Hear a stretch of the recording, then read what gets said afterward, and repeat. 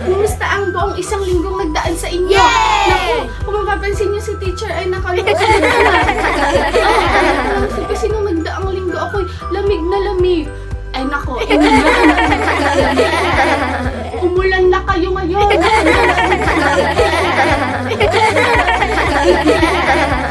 Alam ko, sleeps na ako. Ayan, ikalawang Sunday na ng ating gawain ngayon. Every Sunday, iba-iba ang binibigay sa atin itong saya dahil sa mga activities, di ba? Ayun ba? Kaya naman, na-excited ngayon dahil meron na naman tayong bagong matututunan. Okay? Pero bago ang lahat, unahin muna natin ang purihin at awitan si Jesus at susundan ito na isang panalangin. Perfect po, maraming salamat po sa gawaan na to. Maraming salamat po. Balutan niyo po kami. Parang bumubara po, hindi na po kami mawawa ng coronavirus. Jesus name, amen.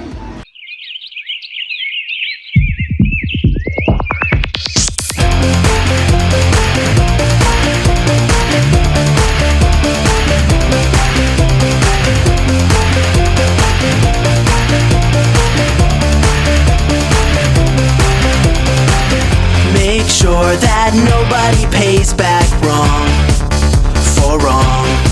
Whoa, but always try to be kind to each other and to everyone else. Make sure that nobody pays back wrong for wrong.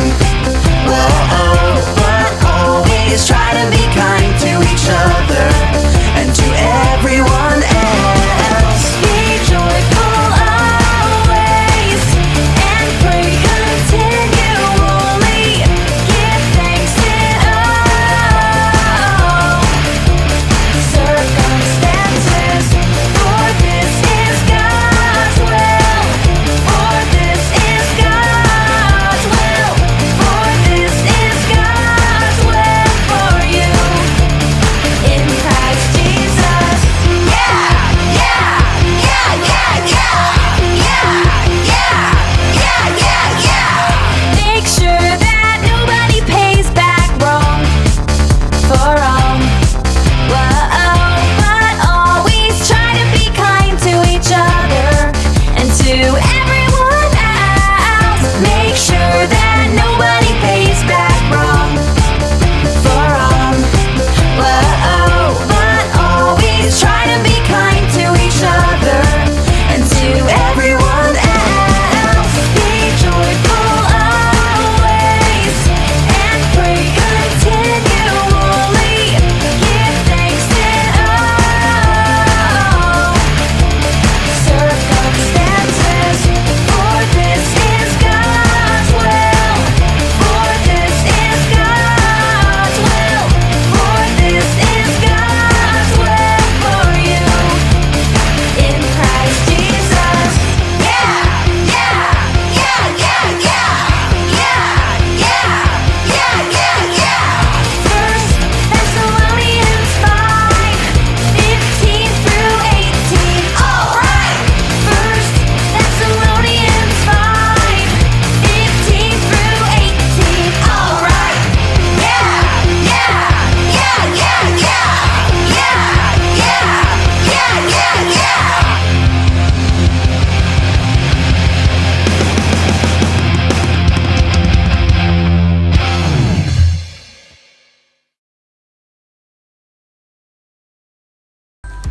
Okay!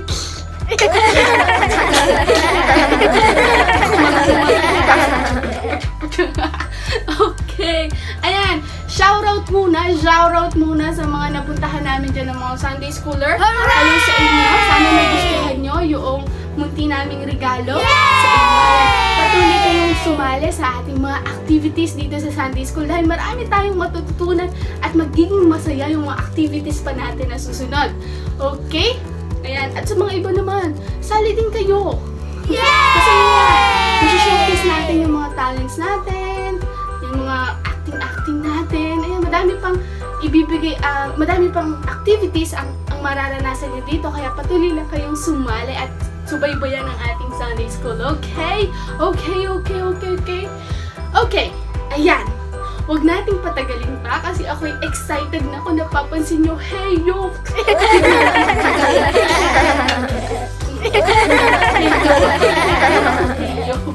Ayun, wag nating patagalin pa. Tayo ay magsa-Sunday school na. Okay. Ayan, tinatawagan ko na ang ating teacher ngayong Sunday na to. Walang iba kundi si Teacher Faith. Yo, yo, yo! What's up mga kabibi? Ngayong araw meron tayong bagong matututunan. At ngayong araw meron kaming ituturo sa inyo memory verse. Pag sinabi kong memory, sasabihin nyo verse. Memory? Yay! Memory? Yay! Memory? Yay! Memory verse! Ayan, kasama ko si Teacher Cindy at ituturo namin sa inyo ang bagong memory. Yay! Memory. Yay! Memory verse. Kaya naman, DJ, drop the beat.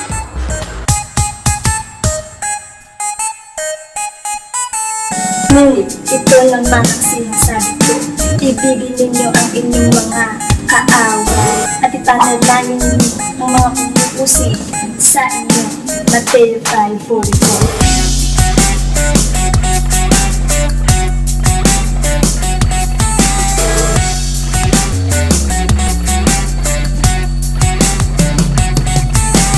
Ngunit ito naman ang sinasabi ko. Ibigin ninyo ang inyong mga kaaway. Ipanalangin ninyo mga umuusi sa inyo. Mateo 5:44. Yeah.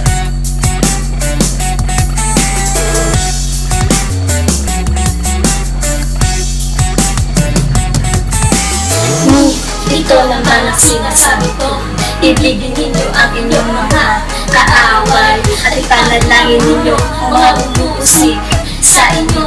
Mateo 5:44. Ngunit ito naman ang sinasabi ko.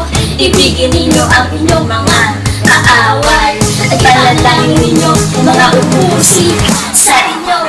Mateo 5:44. Mateo 5:44.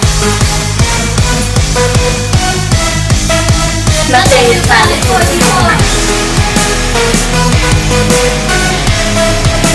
Mateo 5:44.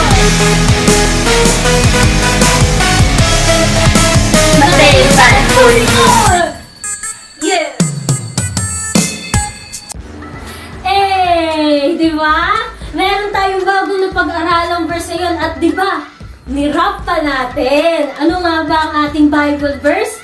Mateo 5:44. Ngunit ito ang sinasabi ko sa inyo, ibigin ninyo ang inyong mga kaaway at ipanalangin ninyo ang mga umuusig sa inyo. Ano nga ba ulit yun? Mateo 5:44. Ayan, ano nga ba ibig sabihin ng Bible verse na yan?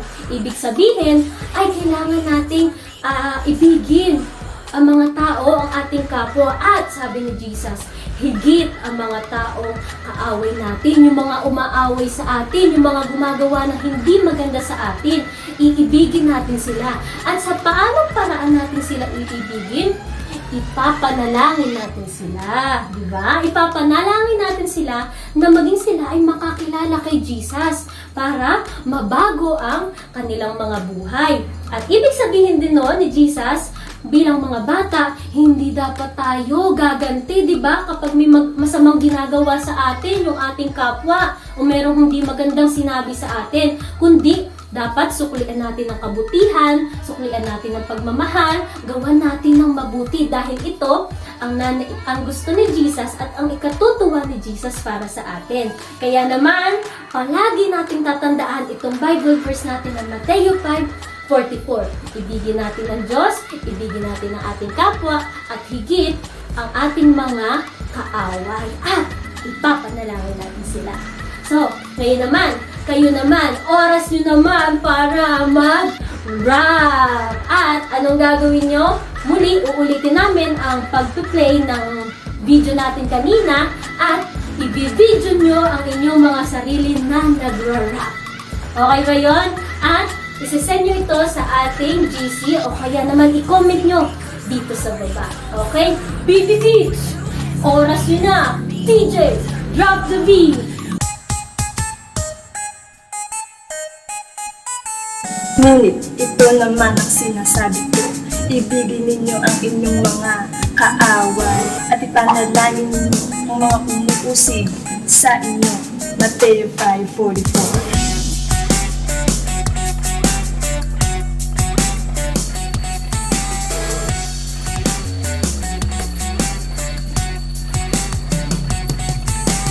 Ngunit ito naman ang sinasabi ko, ibigin ninyo ang inyong mga kaaway, ipanalangin ninyo mga umuusig sa inyo. Mateo 5:44. Yeah!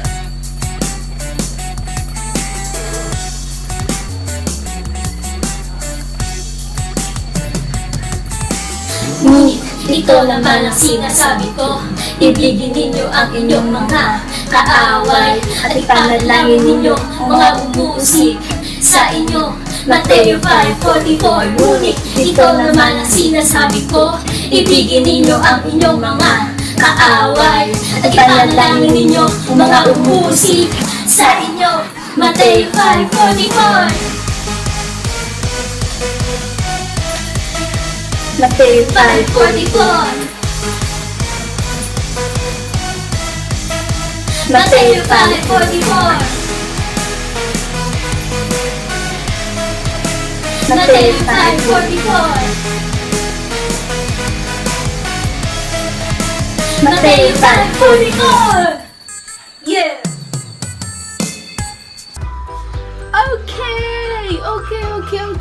Okay. Isa na namang nakakatuwang lesson ng ating natutunan ngayon. And alam ko, masaya kayo ngayong oras ito kasi meron tayong natutunang isang memory verse! Yan ang first memory verse! And huwag niyo kalilimutan ang ating memory verse ngayong Sunday. At huwag niyo kakalimutan ang ating activity ngayon. Siyempre, ang ating kanta. At huwag niyo din kalimutan na ipasa na mag-send ng video sa atin, ayan, sa ating group. At pwede din sa mismo comment section ng video na ito. Ayan, pwede kayong mag-send ng video na yan. Ayan, at tinatawagan ko muna ang ating closing prayer. Tayo muna po mag-pray. Jesus, salamat po at lagi niyo po kami ginagabayan sa mga Sunday School at sa mga ginawa namin kasalanan. Sana po patawarin niyo po mga ginawa namin kasalanan. Salamat po at madami kami natututunan ngayong araw na ito. In Jesus' name, Amen. Hanggang sa muli mga bata, maraming salamat. Huwag niyong kalilimutan ang ating kanta.